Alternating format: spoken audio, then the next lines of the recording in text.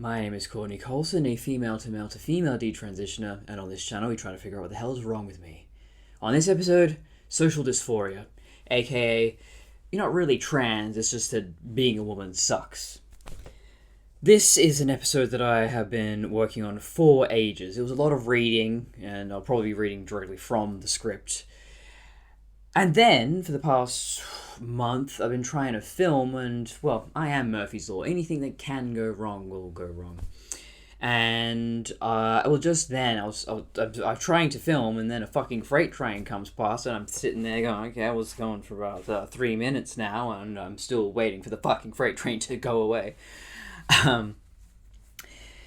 But my house was without power for nearly a week, because this property was subdivided into four or five houses.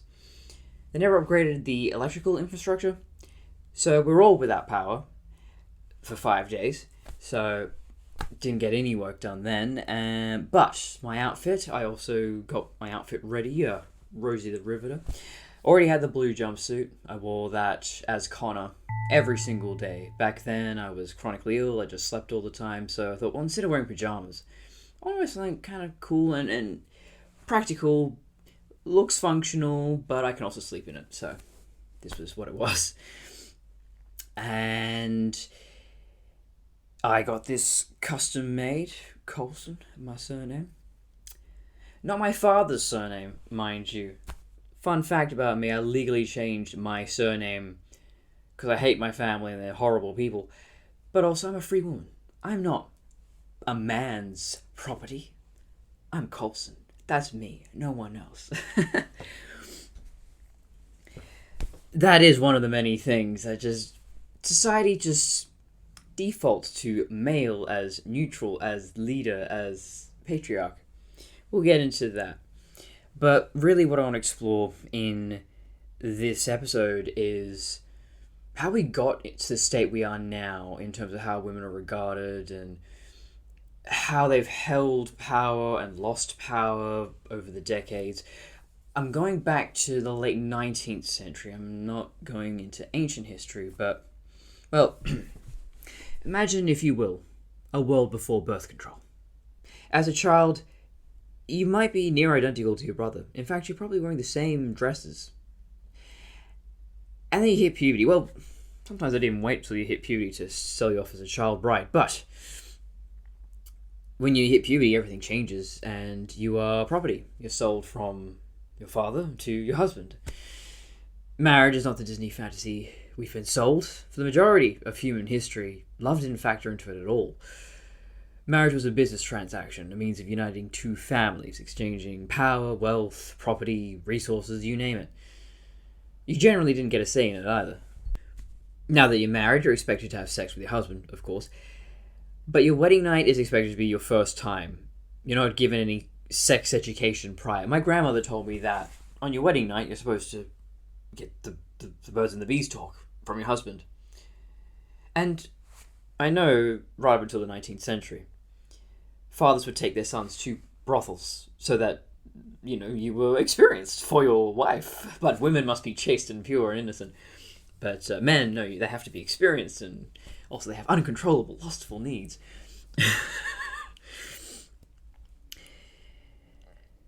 So, on your wedding night, you're given the sex talk. It's too late to back out now. It's done. You're here. So, from then on out, every night, you're plowed by your husband, who doesn't know anything about a clitoris. There's no lube involved. There's no sex toys. And now you're just a baby factory. You just continue to pop out babies until you either die or hit menopause, whichever occurs first. Because there's no way of stopping it. There is some kinds of birth control, but most people didn't know that was even an option. There's not sex education back then. And really, that's what's held women back for the majority of history. If you had to ask me what's the one thing, why is it that we generally have patriarchal societies? Matriarchal societies are very rare. It's pregnancy. It's not having the ability to control when you become pregnant or to terminate a pregnancy, having the modern medicine that we have now, we just didn't have any of that. And so that excluded women from a lot of careers, from academic options, everything. You couldn't really do much. You needed a man to be able to do most things. Being a single woman in a lot of cultures was nigh on impossible. You have to have a man to allow you to do... Okay, this is a shocking example. Women could not get credit cards without their husband's consent until, I think, the 80s or 90s. It was insanely recently. And to this day, a woman often cannot get sterilized, hysterectomy, whatever, without her husband's consent. Why does he get a say in this? What the fuck? Her body, her choice, right?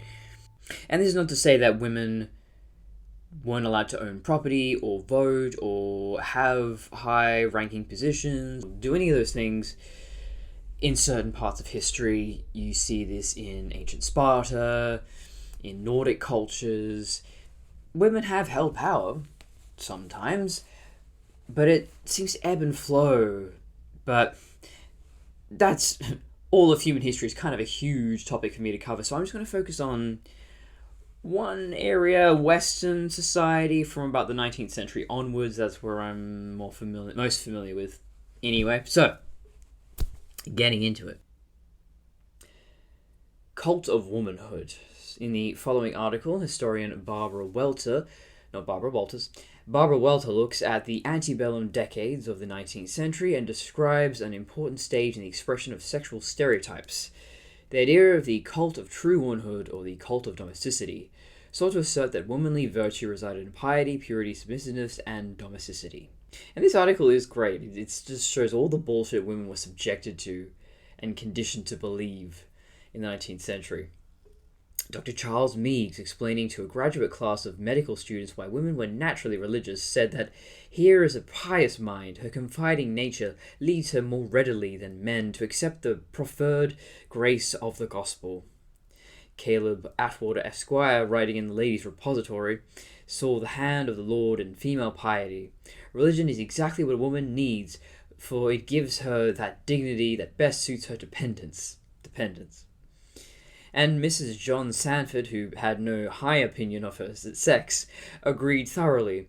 Religion is just what a woman needs. Without it, she is ever restless and unhappy. Mrs. Sanford and others did not speak only of that restlessness of the human heart, which St. Augustine notes that can find its peace in God. They spoke of religion as a kind of tranquilizer for the many undefined longings that swept even the most pious young girl, and about which was better to pray than to think. Woman is never lovelier than in her reverence for religion. And conversely, female irreligion is the most revolting feature in human character. If, however, a woman managed to withstand man's assaults on her virtue, she demonstrated her superiority and power over him. Eliza Farnham, trying to prove this female superiority, concluded smugly that the purity of women is the everlasting barrier against which the tides of man's sensual nature surge. Submission was perhaps the most feminine virtue expected of women. Men were supposed to be religious, although rarely had time for it, and supposed to be pure, although it came awfully hard to them. Men were the movers, the doers, the actors. Women were passive, submissive responders. The order of dialogue was, of course, fixed in heaven. Man was a woman's superior by God's appointment. If not in intellectual dowry, at least by official decree.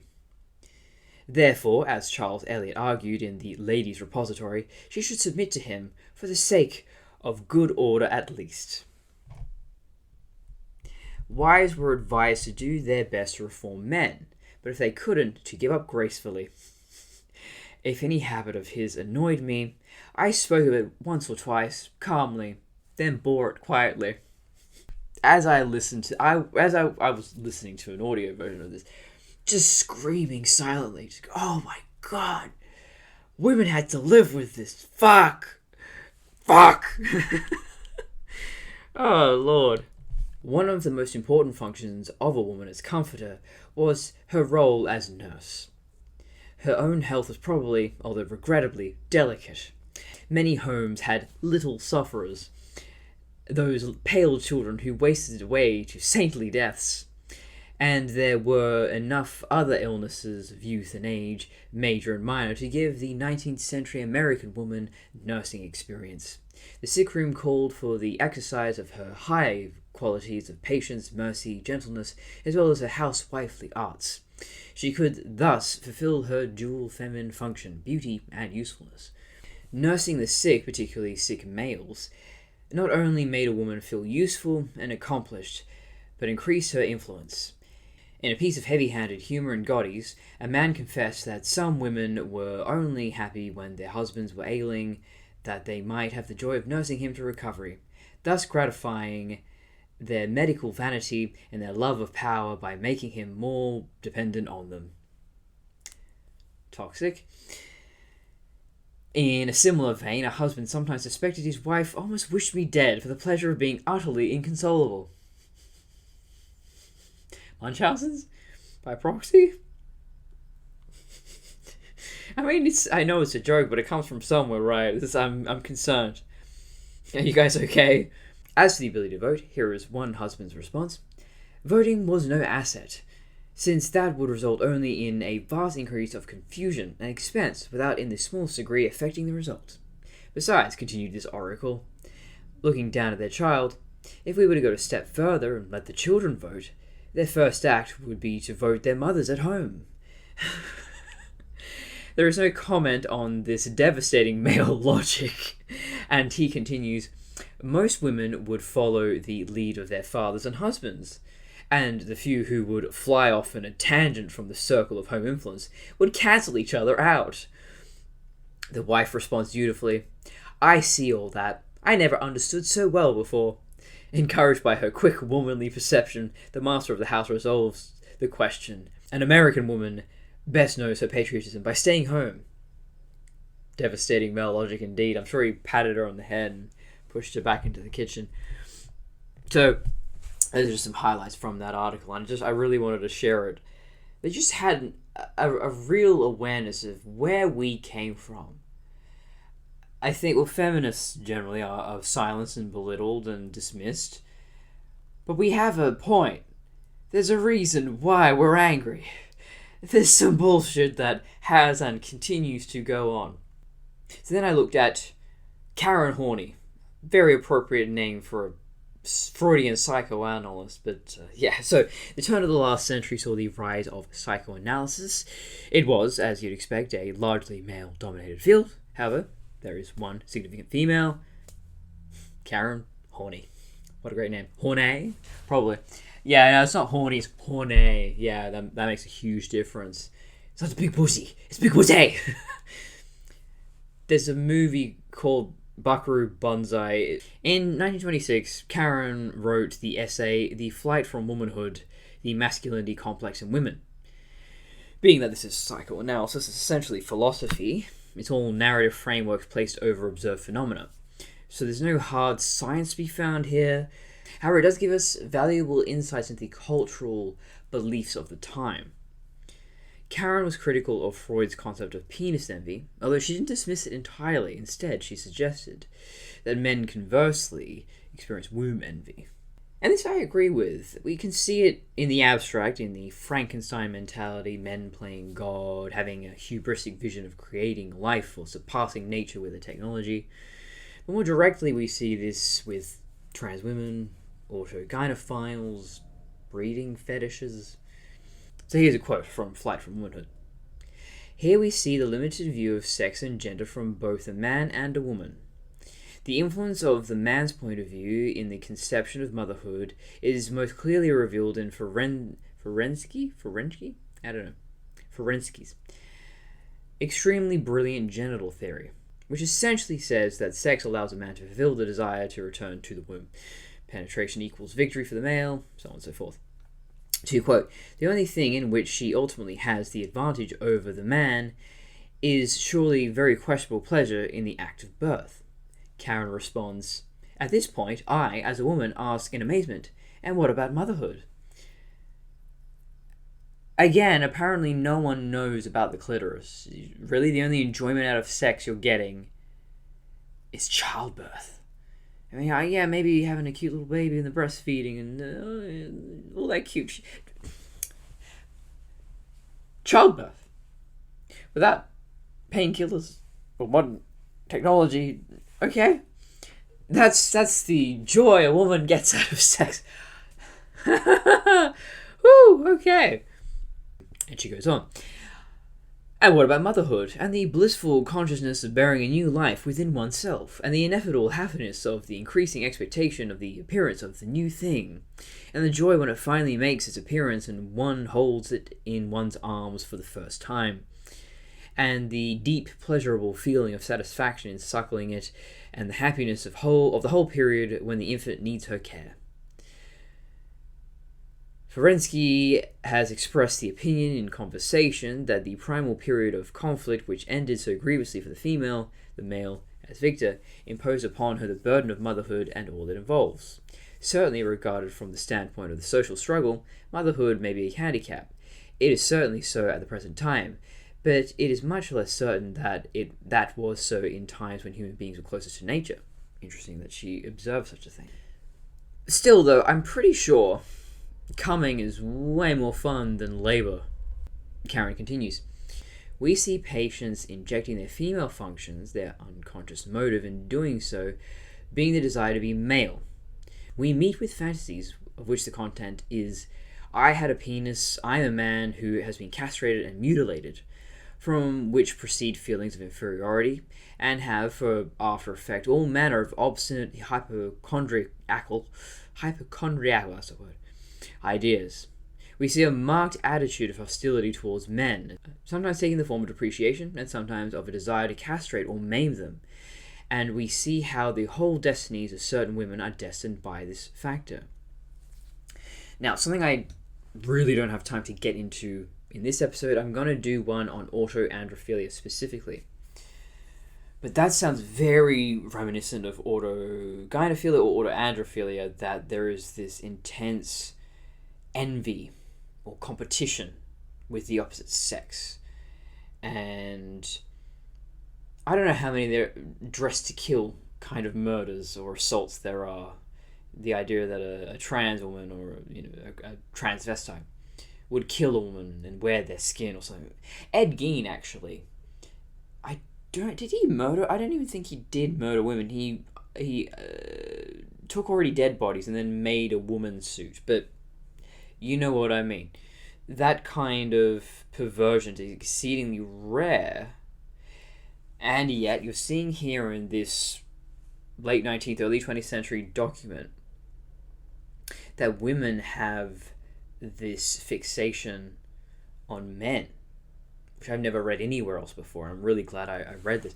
It was a slog, honestly, reading very dense literature for this video, and I apologize if this video is a little more dense than most of my other stuff, but I think this is really valuable information, giving us perspective on dysphoria and social dysphoria in particular, but also this sexual and physical confusion, discomfort. Oh my god, this is not new. This is nothing new. There's nothing new under the sun. And these women would be called trans now. They would be transitioned, no question about it. Continuing on. Under the pressure of this anxiety, the girl now takes refuge in a fictitious male role. What is the economic gain of this flight? Here I would refer to an experience that all analysts have probably had. They find the desire to be a man is generally admitted comparatively willingly, and that when once it is accepted, it is clung to tenaciously. The reason being the desire to avoid the realization of libidinal wishes and fantasies in connection with the father. Thus, the wish to be a man subserves the repression of these feminine wishes or the resistance against their being brought to light. So, there, obviously, everything comes back to incest in Freudian psychology. Oh, well, why does she want to be a man? Well, if she's a man, then she can't be gay for her dad. No, but I think in a roundabout way, if you pull the incest out of that statement, she is trying to avoid being a woman. She's trying to avoid the role that is forced upon her. The fiction of maleness enables a girl to escape the female role now burdened with guilt and anxiety. It is true that this attempt to deviate from her own line to that of the male inevitably brings about a sense of inferiority. The girl begins to measure herself by the pretensions and values that are foreign to her specifically biological nature and confronted with which she cannot but feel herself inadequate. Oh my god, she could be writing about me. I had no body image issues before I transitioned, really. Once I did, though, I'm so small. I've got this effeminate little face. I've got this tiny little jawline, my bone structure, and I don't grow any facial hair, and I can't do this, and I don't do this. And I hated my body. I changed it, supposedly, to become my true self. And all it did was show me how much I cannot ever be my true self. No matter how much surgery, no matter how much hormones I took, I was never going to look like the man I had in my head. That's not happening. That's physically impossible. That's insane. How can you not start to feel even more inferior? You feel inferior as a woman. You see men as a competition, but then once you try to run with boys and try to pretend to be one, it just gets a lot worse. It doesn't get better. Continuing on. Although this sense of inferiority is very tormenting, analytical experience emphatically shows us that the ego can tolerate it more easily than the sense of guilt associated with a feminine attitude, and hence it is undoubtedly a gain for the ego when the girl flees from Scylla of the sense of guilt to Charybdis of the sense of inferiority. Fucking nerd, Karen. It's an idiom basically meaning to choose between the lesser of two evils. So basically she's saying, well, pretending to be a man is actually the lesser of two evils. It is far easier to suffer like this than it is just as a biological woman. And it's just, it's incredible to me that we are seeing a century ago all the hallmarks of gender dysphoria. It must have been a lot more rare because we didn't have the internet, we didn't have that ready communication. We'll never know how many people just suffered with this in silence. But to know that it did happen, this is significant. This is big. It means something. Jumping ahead from the 1920s to the 1940s and World War II. While there have always been working women, the Second World War marked the most significant cultural shift in which women made up the majority of the workforce. I quote an article from the Cove Collective here. After World War II, millions of men returned home following the aftermath of the war.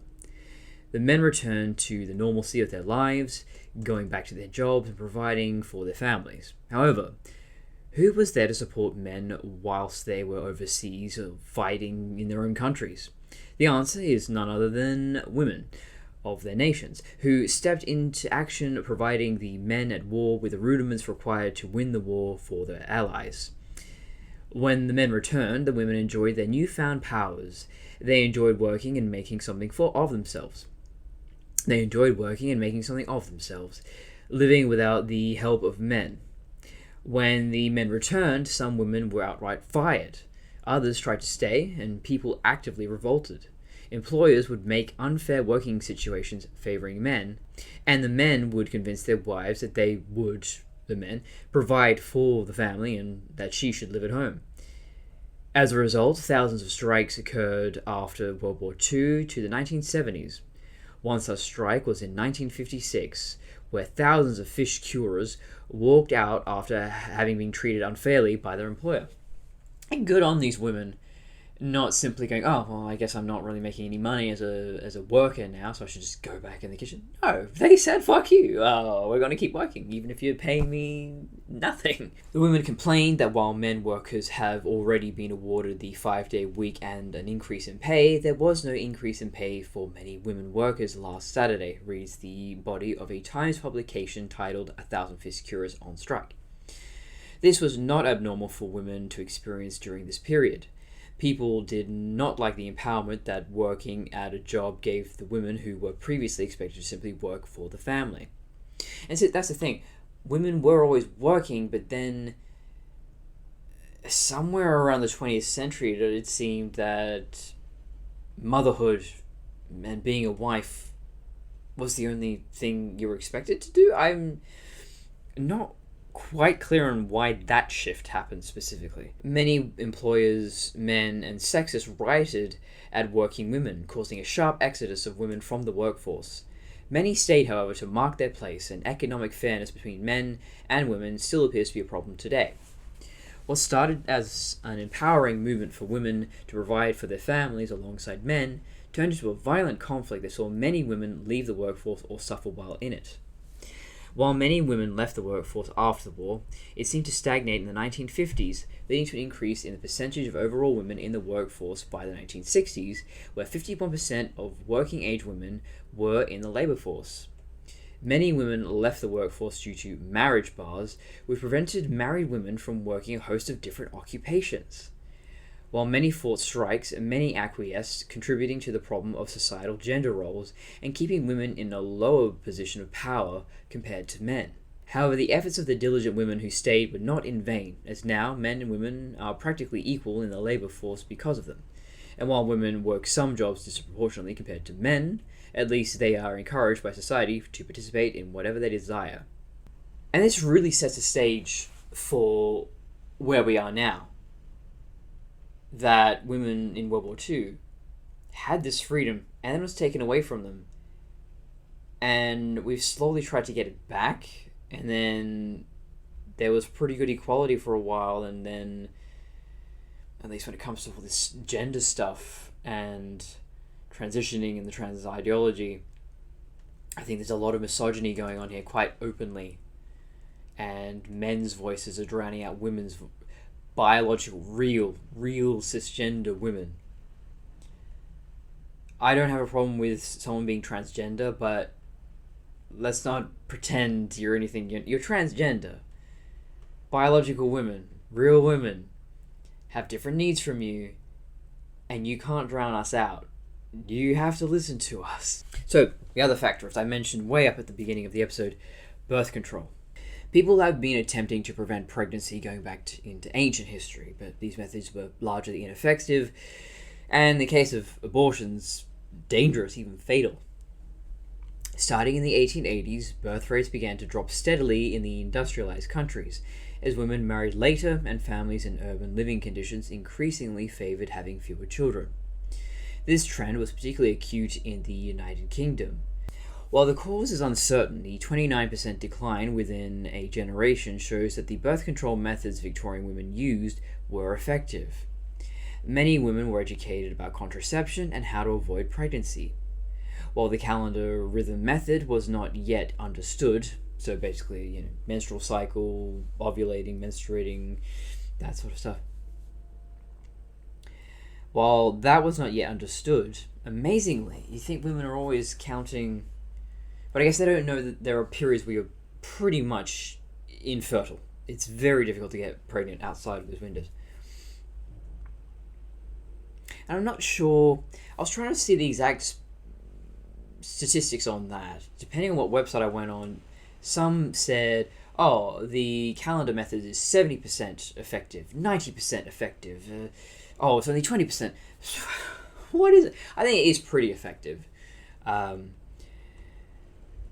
I'm sorry about all the background noise. I think there's a street sweeper out there, and there's freight trains, and there's rain. It's just... So if you're picking all that up, sorry. I'm doing the best. I've got to record this now or never. While the calendar method was not understood, condoms and diaphragms made of vulcanized rubber were reliable and inexpensive. This marks the first time in human history women have full control over their biology. They can now compete with men. They can have careers, they can experience sexual pleasure with none of the consequences. Sex becomes secular, no longer restricted under religious doctrine. Sex has always been about pleasure, it's not just about reproduction, and now they could live that out. It was actually the Malthusian League in the 19th century that was promoting birth control. Not sure how I feel about that.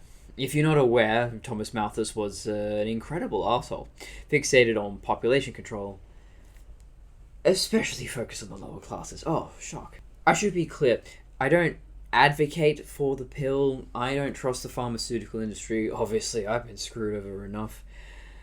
And I don't think these foreign chemicals really have any place in the human body. Unless it's absolutely necessary, I think it really should be your last resort. I mean, we know that birth control causes depression, weight gain, it even changes who you're attracted to, the kind of people you're attracted to. And it affects how your brain produces cortisol. I'll put a lot of citations down below, but yeah, it changes every part of your body. You're not just changing what's happening in your lady bits. It's your brain, is your entire biology. So, some women do take birth control for decades and don't have a single problem. But yeah, well, I didn't react very well. But then I was taking testosterone at the same time, and I am going to be trialing just a microdose of estrogen during my periods, because my periods, I'm just so ill. I won't, that's a whole other video, I'll talk about that later, but I don't know, am I going to be now dependent on pharmaceuticals because I was an idiot and took testosterone? My periods were never this bad, this debilitating. My health's really good otherwise, but then every month I get either a false pregnancy, or I'm just depressed and suicidal. I'm so tired, I can't think straight. So, yeah, we shall see. Maybe, well, my doctor said, it seems your estrogen's just getting a little too low during your periods, and that's causing the issue. Okay, so if I'm taking estrogen, a tiny dose, 3 days of a month, I guess that's better than having to take it every single day. I would hate to be dependent on Big Pharma every day of my life. Oh, God. I mean, we know a lot of these medications cause more problems than they solve. And, well, I actually do want to do a whole video talking about metabolism. There's a book called Brain Energy by Chris Palmer. He's a neuroscientist. And I tell everyone about this book. It's amazing. But yes, that is definitely an upcoming topic. So the other aspect of social dysphoria for women, self-policing. I didn't know there was a word for this before, but yeah, it makes sense. It explains I've experienced this. I've been on the other end of it. It might be one of the biggest issues facing girls and women. Speaking to most men, and they'll say they don't really care about the efforts women put into their appearance. It's other women who are critical and detail-oriented. It's women who evaluate each other based on perceived social worth for these cosmetic things. There's a fantastic essay called The Girlfriend Gaze by Alison Winch that explores all of this in much more depth than I have time to get into here. So I recommend you read it for yourself. But she nails the issue absolutely. I quote, "In what is a relentlessly visual landscape, the feminine ideal is the girl, and the girl body is an asset. Freed from the marriage market, it is invested in an essential part of self-branding.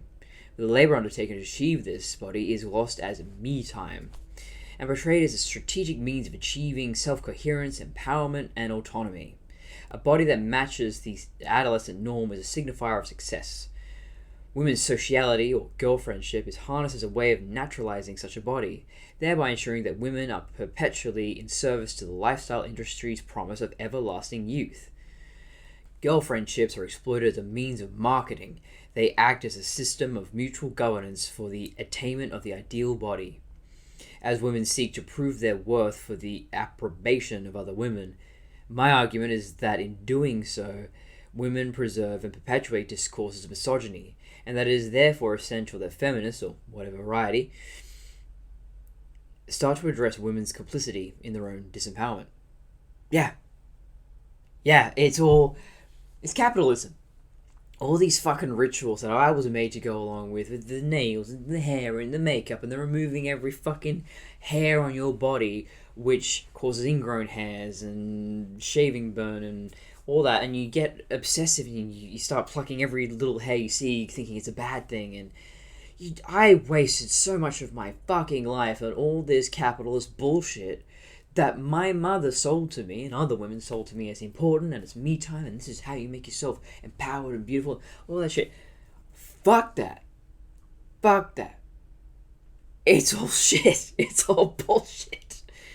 And I see that now. I think, when I first detransitioned, you watch my early videos and I'm dressed super feminine and done to the nines, got the bra with a wire in it. Full face of makeup with foundation and just, I spent about an hour getting ready for every video because I just thought, well, that's kind of what I have to do.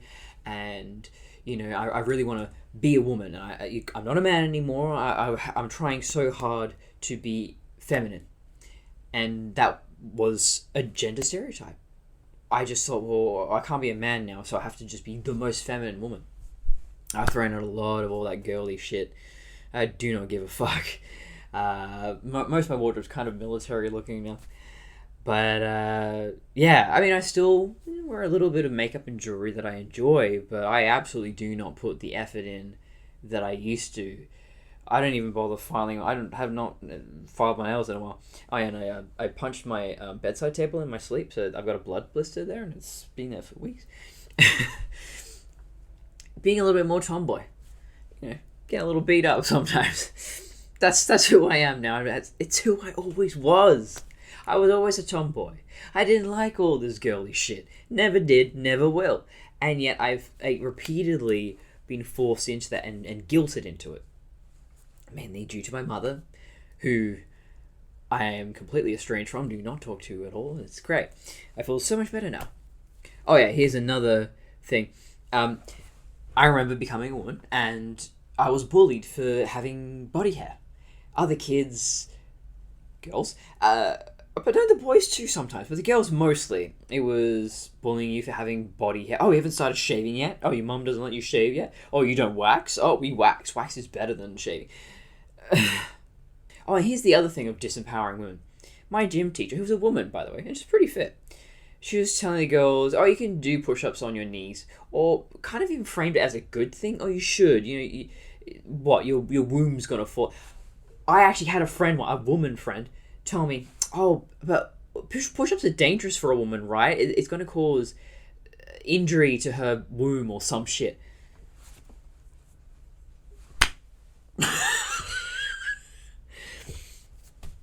Meanwhile, there are female bodybuilders and powerlifters. Their wombs don't fall out.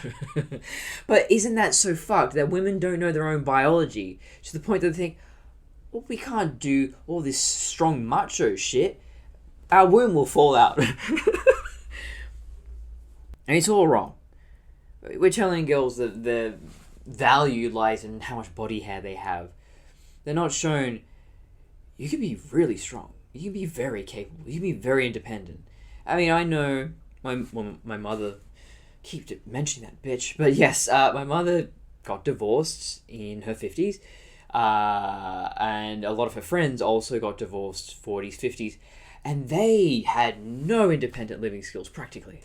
They were basically went from being property of their father to their husband. Husband did everything in terms of finances, keeping the house functioning, running the car and repairing the car and doing all those sorts of things. They just, oh, well, it's man's business to do those things. All I do is pop out babies. That's it. Fuck, Jesus. Oh my god. Infantilization is the word. Women are infantilized. One thing that I notice from a lot of girls who have this social dysphoria is that they don't relate to female characters in fiction. And I didn't. Of course you don't. Because the women in most movies and TV shows and video games have no fucking personality. They don't get to do anything. It's the men who are the movers, the doers. Most female characters don't get to be active. It's very rare to see a fully fleshed out three-dimensional woman. There's nothing wrong with being a woman. It's not that I'm not relating to real women. It's that the women I see on TV aren't real people. But I'm realizing now, even modern women are being raised with small worlds, small ambitions, they are still expecting that a man is going to come along and he's going to be your Prince Charming and he's going to provide everything for you and you just deal with raising children. I hear women specifically gunning for that. I've had mates tell me, oh yeah, I've got female friends who all she wanted was to get married, pop up some kids. That is it. That was her life goals. And I've got another mate who, yeah, ex-wife, very much like that. She doesn't know how to drive a car. She's never had a job. She's a pet. She's not a wife. She's not an equal. She's a pet who popped out some babies. Horrifying. It's just how did we get here? Or how do people raise daughters this way that they're not capable of anything? And for me, I've always valued that. I was thinking that if I had my core tenets, what are my motto? If I had like a motto, I suppose it would be integrity, truth, strength. Those are my three things, and I've always been very focused on those things. And strength was always important for me, to be very capable. I never want to rely on anyone else, and every time I've been injured or sick and needed to rely on someone else, it's been very frustrating and humiliating. I appreciate the help, but I just think, fuck, I should have done better. I can do better. I don't need this. I need to be able to do this myself. And I think that comes from how I was raised, that when my family would do something for me, they expected something in exchange. But I needed help. We're family. Okay. It's incredible to me that there are women out there who are so happy to just throw control to somebody else and to trust that person absolutely, that they will always be there. That's a risky move. I am very strong and independent now, and all those Beyonce traits. And honestly, it's improved my relationships. All of them, in many ways, because I think if you are a very dependent person, this is where you get the clingy girlfriends and the girlfriends who freak out and threaten to kill themselves if you break up with them. Because they have been taught that a man is your world. He is your life raft. And if you don't have him, you're fucked. But now, I have these very equal relationships where if things don't work out or we get into an argument or whatever, I don't act as if it's the end of the world. I just go, okay, man, if it's not working out, then it's not working out. Or we can have this discussion and reevaluate our relationship. Just be a calm, respectful adult about it. I see way too many women having these tantrums. And I'm realizing now why. Because, but the man is the provider. If I don't have him, what do I have? Well, I have everything sorted for myself. I have my own house. Renting. I have my own car. I own my car outright. I work a job nearly full-time. I don't need a partner, a man or a woman, for anything other than a bit of fun, honestly. I think marriage is probably the other thing that has suppressed women, or suppresses everyone. I could have a whole episode about the bullshit of marriage. I think it is socially acceptable slavery. We're all terrified of dying alone. And instead of realizing, oh, hey, you can have friends, you have BFFs for the rest of your life. You can be friends with someone for 50, 60, 70. There's no expiry date. For many years, you can be mates with somebody and they will have your back and they'll look after you. My friends are better to me than my family. But there's this idea that, well, if you marry someone, then they have to stay with you. There's this commitment. And even when you two grow and change, and you can't have an open relationship, it's monogamy. I own you, and you own me, and this is forever, you can't get away. It's holding on to, just clinging so tightly. It's toxic, and I think it hurts men and women equally. So we see self-policing extending to even things such as PMS and the G-spot. PMS is a lie. Our natural bodies are not to be pathologized or shamed. And don't get me wrong, women do suffer terribly during their period. Some have horrible period. I have horrible periods, but a lot of that is other conditions. It's not PMS, it's endometriosis, it's PCOS, or in my case, testosterone abuse. But well, I've been thinking about this lately. Is there a degree of suffering with the period that is normal? I know some women who, and I've sometimes had periods I barely noticed, didn't have any effect on me. Is that normal? Or are we supposed to feel a bit sick? Nature doesn't make mistakes, but have you ever seen a hyena's clitoris? I'd say that's a mistake. Oh, and the G-spot. Very interesting.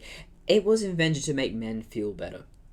If you enjoy it, that's good for you, although that may just be a placebo, but it's basically, the G-spot is supposed to be an area, if you insert your finger, I mean, it's pulling towards the self, and it's sort of this, it feels kind of ridged. It does not feel good. It is very uncomfortable. Some women claim they enjoy it, but really what it came down to was, well, we now know what the clitoris is, and men were butthurt that, well, but my penis, but what, they're upset that the penis is not the most amazing thing that a woman can experience. No, you have to stimulate the clitoris, which is a weird, that's, again, nature doesn't make mistakes, but, excuse me, I question this one. Why not put the clitoris inside the hole, and then everyone's having fun at the same time? Why you got the little nubbin, and then you got why two things? Why two things here? Yes, the G-spot was essentially invented somewhere around the 70s, I want to say, and it basically gaslighting womankind into thinking, oh no, you can orgasm through penetrative sex. Maybe. Jury's still out on that. It's very hard to know because obviously it's a very personal thing, but also there could be placebo effect or who knows what. But it is definitely invented purely to place the importance on penetrative sex, on traditional heterosexual sex. Guys, just eat pussy. It's not that bad. And that brings me to my hero, Betty Dodson. And she made me realize the view of love and sex and relationships that we've been taught is all wrong. And that it wasn't for me. My version of sexuality and love, I mean, she just opened up the idea that it can be so much broader, more complicated, more sophisticated. I knew as a child the whole white picket fence family, getting married to a man, having children. You know, sometimes I thought about it, and sometimes I thought, yeah, maybe this is, I should just settle down and stick to normalcy. I think that's really where it's coming from. You know, sometimes I still feel that maternal urge to have a child. Although not so much since the false pregnancies made me have those urges, but that's settled down. But I just realized my life can be so much bigger and more complicated and more adventurous than being a stay-at-home mother or living this small domestic life. I want to be out there in the world, traveling, becoming something formidable. That's my goal. And so, yeah, Betty made me realize I can be so much more, and that my sex life can be so much more, and even masturbation can be so much more. It's not a shameful thing. In fact, honestly, I think it's much better than the whole dating bullshit, and it's so much work. But yeah, as I was saying before, I think many smart people fall into that trap of marriage out of desperation, loneliness, or simply because we've been shown no other way. We are shown that this is the future of your life. If you don't get married and settle down and have kids, who's going to look after you? You're going to be alone. I'll have my friends. Betty's books, Sex for One, and then Orgasms for Two. Eye-opening. Really, I recommend you read them. She mentions that some of her clients saw masturbation as infidelity, or a sign of marriage on the rocks. She wrote this book in 2002, mind you, and not all that much has changed. People still want to own another person, hold on to a relationship for dear life, even though it isn't working for either partner anymore. And yeah, it's just crazy to me that this idea that your partner cannot have sex outside of having sex with you. So it has to be the same thing every night, day in, day out for years. Well, why can't your partner masturbate and explore themselves and try new things? Why can't your partner have sex with somebody else? Why can't the two of you have sex with somebody else together? Monogamy is just bullshit. It is mostly a Christian idea. It's just ownership. So here's Betty's take on gender roles. It's no surprise that not all men and women are content to be limited by what society calls normal masculine and feminine behavior determined by our genitalia, as anyone who does not conform to these socially constructed roles is now said to be suffering from gender dysphoria. At Miss Vera's finishing school, gender dysphoria becomes gender euphoria. A man who identifies as male in everyday life gets to take a vacation from masculinity to explore his feminine side, allowing him to become more of a whole person. Many cross-dressers are heterosexual, while others are gay or bisexual. This is true for women who want to dress as men. When I broke away from the traditional female role of the mid-70s, I spent a period of time with a shaved head and wearing army fatigues and boots. Passing as a little guy was an incredible experience in terms of how differently people behaved towards me. I was waited on faster in restaurants, treated more seriously in general, given more physical space in public, and men no longer hit on me or did the usual wolf whistling.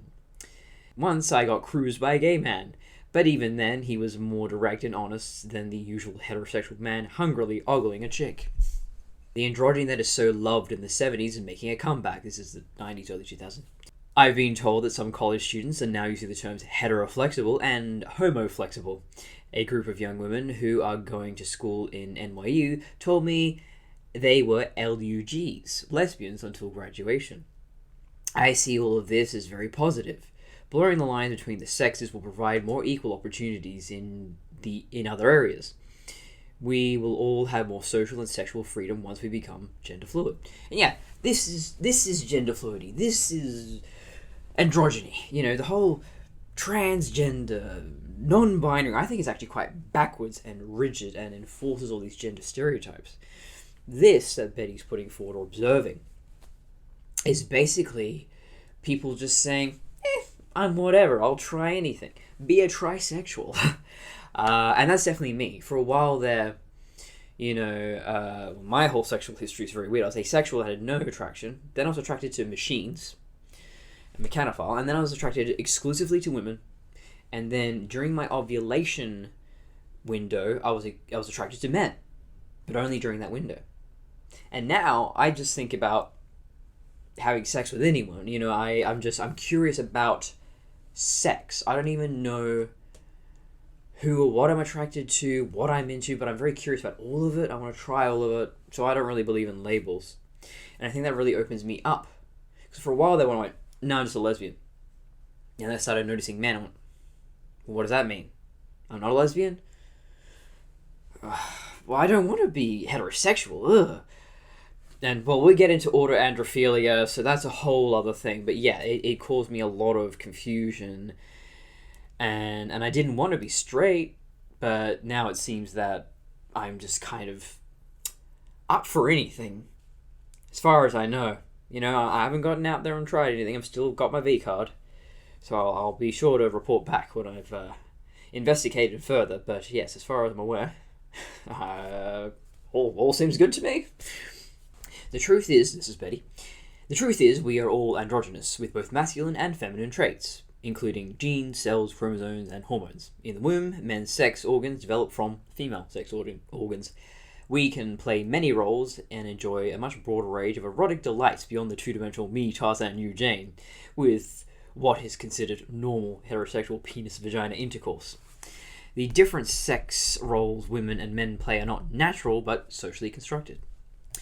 My first conscious feminist sex role was choosing to be a bachelor, as I claimed the same sexual freedom single men have always enjoyed. Other feminists rejected the idea of my sexual liberation and accused me of being male-identified. As a sexual libertarian, I ignored the matriarchal feminists. Once I realized I could design my sex life with the same creative process I used to paint a picture, many sex roles followed. When asked my sexual preference, I often answer, I'm a work in progress. I love that. And I'm a work in progress too. I think that's great. And the idea of, if you're so masculine, you're male identified, you must be trans. That feminists are actually pushing this on a woman. Okay, very interesting. You're seeing how this ideology has evolved since Karen Horney in the 20s and to now, in the modern day. It's always been there. If you're not gender conforming, this prejudice, this pressure to conform, we don't know what you are. Are you a man or a woman? You're not doing the right things. We don't like that. Well, that's been going on forever. And the fact that it becomes internalized, well, but I want to be bigger and stronger, and I need to be able to do, I'm not good at being a girl and doing girly things. I should be a man. It's social dysphoria. That's what social dysphoria is. In conclusion, that is what social dysphoria is. That society tells you this is a man and this is a woman. Well, you're not very good at being your natal sex. So, before long, everyone around you, if you're a woman, says, you're a bit butch, you're a bit manly, you're a bit masculine. Are you sure you're not a lesbian? Are you sure you're not really a man? So on and so forth. Before long, you start thinking, well, maybe I really am. Yeah, maybe life would be better if I was a man. And that's how it happens. And it's been happening, apparently, for a long time. So I hope this was as informative for you as it was for me.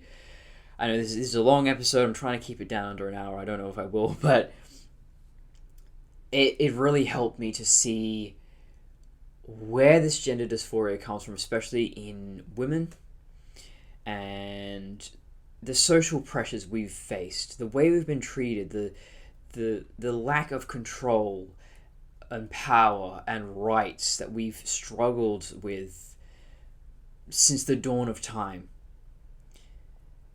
Fleeing from your biological body, the flight from womanhood, won't save you. I've tried. You can try. It won't work. Either your body will get sick and rebel, or you will just find that people don't accept you as the opposite sex. And it just gets exhausting. It's... Become the woman you want to see in the world. Don't just say, I'm not like other girls. I'm different. I don't fit in. If you don't fit in, make that become the norm. I'm becoming the norm. This, my way of being a woman, is the norm. Bodybuilding, martial arts, maybe enlisting into the army reserves. I can do all the... No one showed me I could do these things. I can be strong. I can be formidable. And I'm showing you, female viewer, you can be anything. Anything a man can be. There's really nothing. Except a sperm donor, maybe. You probably can't do that. But anything a man can do, otherwise you can definitely do that. Until next time. See you, Space Cowboy.